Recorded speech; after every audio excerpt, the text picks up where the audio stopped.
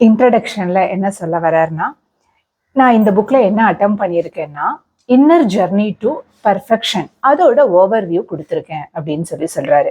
அப்போ ஒருத்தர் கேட்கலாம், இது இந்த ஜென்ரல் அவுட்லைன் இருக்கு இல்லையா, பொதுவா என்ன நடக்குது அப்படின்றது சொல்றீங்களே, இது ஒருத்தருடைய இண்டிவிஜுவல் ஜர்னி, தனிப்பட்ட ஒருத்தருக்கு இந்த ஜென்ரல் அவுட்லைன் யூஸ் ஆகுமா அப்படின்னு நீங்க கேட்கலாம். நான் ஃபர்ஸ்ட் ஒன்று சொல்லிடுறேன். கண்டிப்பா இந்த ஜென்ரல் அவுட்லைன் இருக்கு இல்லையா, அது ரொம்ப யூஸ்ஃபுல்லா இருக்கும். அது அதை பத்தி கத்துக்கிறது ரொம்ப ரொம்ப முக்கியம். ஏன்னா நமக்கு முன்னாடி டிராவல் பண்ணியிருக்காங்க இல்லையா, இந்த பாதையில போயிருக்காங்க இல்லையா, பாதையில போய் அவங்க அவங்களுடைய கோலை ரீச் பண்ணியிருக்காங்க. ஸோ அதை பத்தி நம்ம படிக்கிறது கத்துக்கிறது ரொம்ப ரொம்ப நல்லது அப்படின்னு சொல்றாரு. அவங்களுடைய எக்ஸ்பீரியன்ஸ்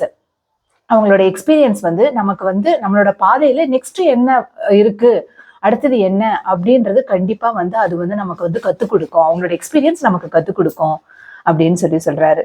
ஆனாலும் நான் ஒத்துக்கிறேன், கண்டிப்பா ஒவ்வொருத்தருடைய இண்டிவிஜுவல் ஜெர்னியும் அதோட ஓன் ட்விஸ்ட் அண்ட் டர்ன்ஸ், அதுக்கு அதோட தனி வளைவு சுளைவுல தான் அது அதோட ஜெர்னி போகும். ஒவ்வொருத்தருடைய ஜெர்னியும் இருக்கும், ஒரு இண்டிவிஜுவல் ஜெர்னி.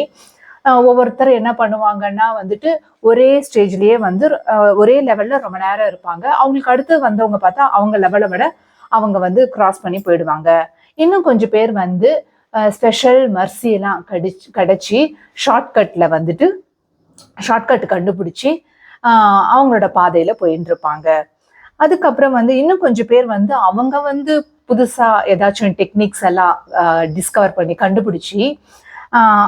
கண்டுபிடிப்பாங்க. அது அவங்களுக்கு நல்லா ஒர்க் அவுட் ஆகும். ஆனா அது மற்றவங்களுக்கு அவங்க சொல்லும்போது பார்த்தா அது மற்றவங்களுக்கு ஒர்க் அவுட் ஆகாது.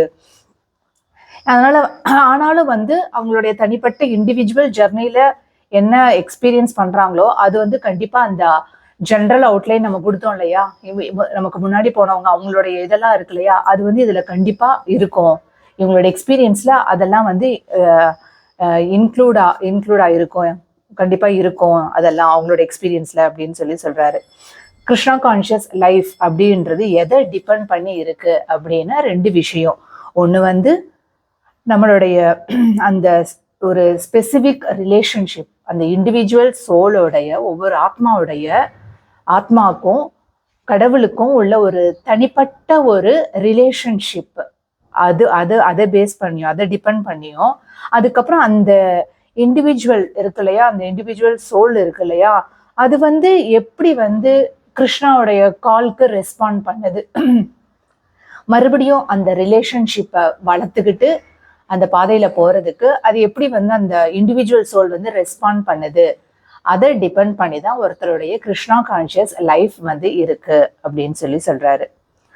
நான் இந்த புக்கை ஒரு 3 பார்ட்டா பிரிச்சிருக்கேன். அதாவது நாம சம்பந்த, நாம அபிதேய, நாம பிரயோஜன. வேதிக் நாலேஜ் 3ஆ பிரிக்கிறாங்க இல்லையா, சம்பந்த, அபிதேய, பிரயோஜன அப்படின்னு 3ஆ பிரிக்கிறாங்க இல்லையா. அந்த மாதிரி நான் நாம சம்பந்த, நாம அபிதேய, நாம பிரயோஜன அப்படின்னுட்டு ஹோலி நேம ரிலேட் பண்ணி நான் 3 டிவிஷனா இந்த புக்கை பிரிச்சிருக்கேன்.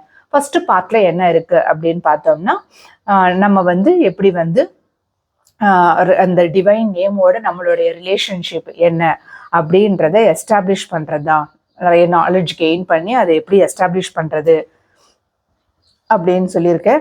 பார்ட் 2 and 3ல மீன்ஸ் அண்ட் எண்ட், எப்படி அதை செயல்படுத்தி அந்த வழிமுறை அதை போறது, அதுக்கப்புறம் கோல் எப்படி ரீச் பண்றது அப்படின்றத பத்தி தான் நான் இந்த புக்ல பேசியிருக்கேன்.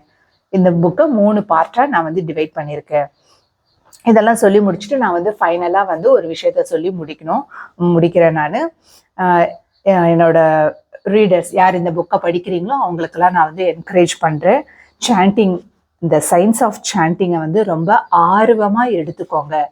அப்படி ஆர்வமா எடுத்துக்கிட்டீங்கன்னா என்ன இருக்குன்னா, யூனிவர்சஸ் ஆஃப் ஸ்வீட்னஸ், ஒரு யூனிவர்ஸ் இல்ல, பல யூனிவர்ஸோடைய ஸ்வீட்னஸ்லாம் ஒன்று சேர்ந்தா எப்படி இருக்குமோ அது வெயிட் பண்ணிட்டு இருக்கு. அந்த அளவுக்கான ஒரு சுவை வெயிட் பண்ணிட்டு இருக்கு இந்த ஹோலி நேம்ல.